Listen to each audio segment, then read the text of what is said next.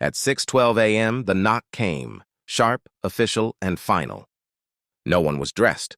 Coffee hadn't been poured. Children were still tangled in blankets when the notices were handed over like parking tickets. Vacate immediately, the paper said.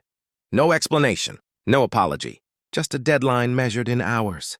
The building had always been loud in the mornings, doors slamming, radios humming, someone arguing about breakfast. That day it was quiet. People stood in hallways reading the same sentence over and over, hoping the words would change. A mother on the third floor kept asking if it was a mistake. An elderly man across from her sat on the steps, holding his notice like it weighed more than he did.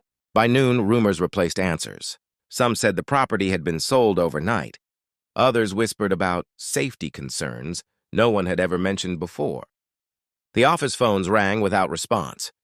The management email bounced back. Whatever had decided their fate was already gone. Families did what families do when panic has no place to land. They packed. They argued softly about what mattered most. Birth certificates went into backpacks. Pots and pans were left behind. A boy asked if he could bring his bike. His father told him maybe later, knowing there wouldn't be a later. Outside, moving trucks didn't come. Cars did.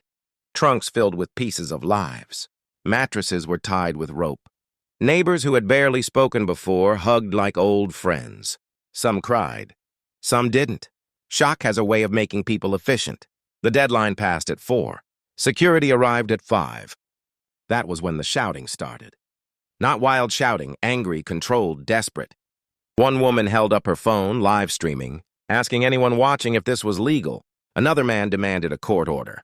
None was produced. The answer was always the same. We're just doing our job. By sunset, the building was hollow.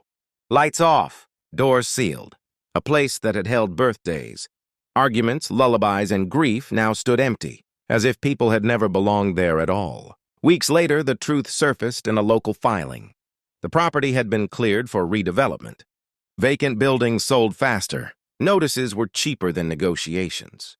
The families found places, couches, motels, relatives who made room. Life went on because it has to.